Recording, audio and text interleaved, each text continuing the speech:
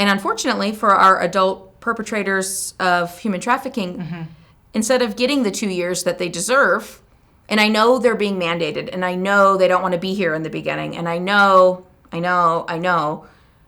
but they are worth longer than that. They're worth keeping on probation to let them finish for 2 years. We've just decided they only need 6 months. I don't know who decided that. I want to know where that's written in legislation. I don't know. I would love someone to ask clinicians about legislation that makes sense before they rule on things like how far people can live from parks and playgrounds.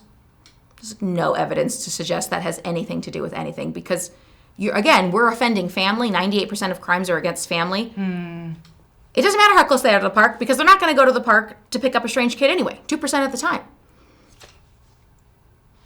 Right? So we're setting these rules and expectations that have nothing to do with recidivism that we can tell from research. And it's making people's lives very difficult. And it's a drain on society. So if you're like, I don't care about them anyway, I only care about myself. Okay, it's draining your tax money. The things that could be going to other items are going to these services because we've made rules that make no sense and then they can't support themselves. And it's just such a cyclical issue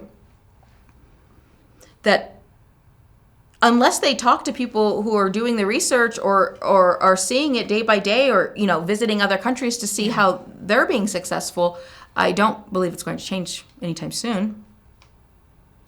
And I tell the guys, you are worth more than 6 months, or even if, let's say, you got good time. Do you know what good time is? If every month that you have a job and you are doing what you need to do, they take a month off or 25 days, right? So your probation and probation and parole time clicks backwards, right? So we might think we're going to get someone for 3 years, but we end up getting them for 1.5 years because they were, doing what they needed to do. But then they don't finish treatment. Yeah. So we're just giving mixed messages to people because they need that time to work on themselves. It's valuable, right? We're not just sitting around shaming them. Like we're working on anger management, communication, family trees, sex education. Like their offense is only part of what we work on because we're trying to rebuild a person with them about who they want to be, someone they've never had the possibility to become. And we're making rules in the legislation that don't benefit them. And it's a shame. So part of our job is trying to convince someone, you are worth coming back for 6 more months. You are worth it. I know it's an inconvenience, but just because no one's forcing your hand doesn't mean you're not worth saving. Like you have, and so very often we are convincing them that there is another life first. So unless the people around the perpetrator believe in them and support them, this does not mean letting them babysit and give them access to certain jobs and positions of power. But it means not shaming them, giving them a position in which is appropriate for them and letting them work on their self-esteem. They need to feel like we want them in society, right? So if you feel wanted as a person, you will behave accordingly. If you feel like you're a throwaway person and that you're trash and dirt and who wants you, that is how you will act. And so it's very important to me that when people come into Red Rock, especially people who have been convicted of sexual offenses, it doesn't matter what they've done. We still greet them with a smile. We still listen to them. We still make eye contact and act accordingly. Because I want them to realize, then this is how you should act with me.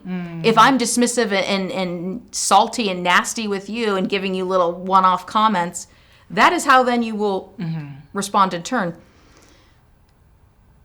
The first 2 months of treatment when someone starts, they hate us.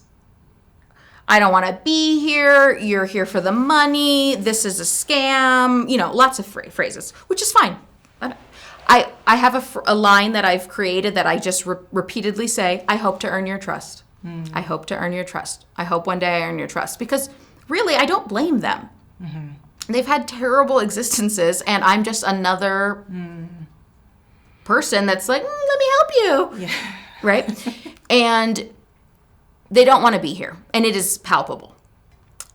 And then it starts getting okay. And then he's kind of telling jokes. And then, about a year in, he's super chatty. And then by 2 years, we cannot get them out the door. We are like, bye-bye, you graduated. Like, you got to go. Like, you don't need us anymore. And we have a step-down program that brings them in every other week for 16 weeks because they're so used to having a place to come to where they can talk and be and exist, and they don't have to explain themselves. And my hope and goal is that when they leave the room after that day, they feel purposeful, that they feel that they have something to contribute, and that they will act that way when they get into the community. Yeah. That's the goal.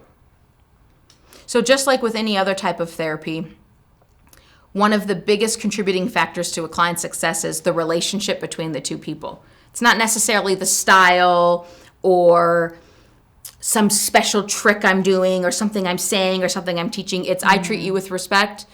I model different types of relationships for you. I model being a parent. I model being a child. I model being a friend, a neighbor, all these different things.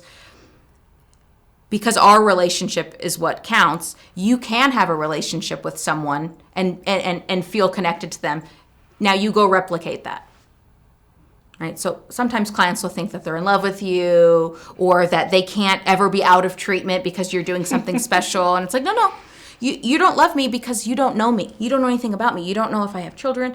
You don't know my religion. You don't know what I chew like. You don't know how I sleep, right? You don't know anything. You like the way you feel when you're with me. And that's what you're going to replicate. And so really, we don't need clinicians to do that. We need everyone to do that. We need everyone to engage and support people so then they can go replicate that behavior. I think that just goes back to a fundamental human right is that everybody should be held to respect. Everybody deserves human dignity, right? And respect. We're all human beings. Yep. We make bad choices. Those bad choices, I just think it's... We don't use the word mistake in treatment. Okay. So the clients sometimes say, well, I made a mistake. You made a poor choice. You chose that. It wasn't a good one. But you can choose healthy things. Why don't you use the word mistake? Because a true mistake is a mistake. Okay. You could easily do it again accidentally. You pour salt instead of sugar. Yeah. Okay. You didn't make a mistake. Like you made a thought. You had a thought and you acted on it. But I want them to learn that when I act on my thoughts, that's the result I get. An accident is a mistake. It could happen to anybody. Like, there's not really much you can do. You can't really hold yourself accountable. You tripped. Understood. You used the salt. You made a poor choice, but the opposite is you can make a positive choice. Because the world feels scary if you could accidentally slip and fall into someone's vagina, right? Right? I mean, it's scary. That's a scary thing. Like, I could fall into someone's vagina. So it's like, yeah, you didn't make a mistake. You purposely chose that. So now you can choose alternate. Yeah. I think we're good. This concludes... I'll just say this concludes our first segment, our first part, really just summing up that human trafficking is happening in every community and that it's mostly happening in families, I guess, right? Yes. Mostly happening in families. And that mostly happening to Americans. So it's a crime that everybody should be concerned about. Anyway. Yeah. It's an unpleasant thought. I think it's okay to say to people, it's really uncomfortable to think about the accuracy of this. It's concerning, and it's easier to think that I have no idea what I'm talking about and you're out of your mind for even trying to do this. It's easier to think that we're nuts. Because if you think about the reality, it's scary. It is scary, and I think there is a mom that we had interviewed in Surviving Sin City, and what she said really stuck with me is like, okay, there are three kind of levels, right? So the first is ignorance. So traffickers rely on our ignorance, right? Okay, so if we're no longer ignorant, what do they rely on? They rely on our denial. And then lastly is our inaction. So even though we may know, we may accept it, but we don't act on it, then we're still complicit. So I thought that's a great point. Yeah. So I really loved that she had mentioned that because it is true. But anyway, okay, let's close. Thank you so much. Sure.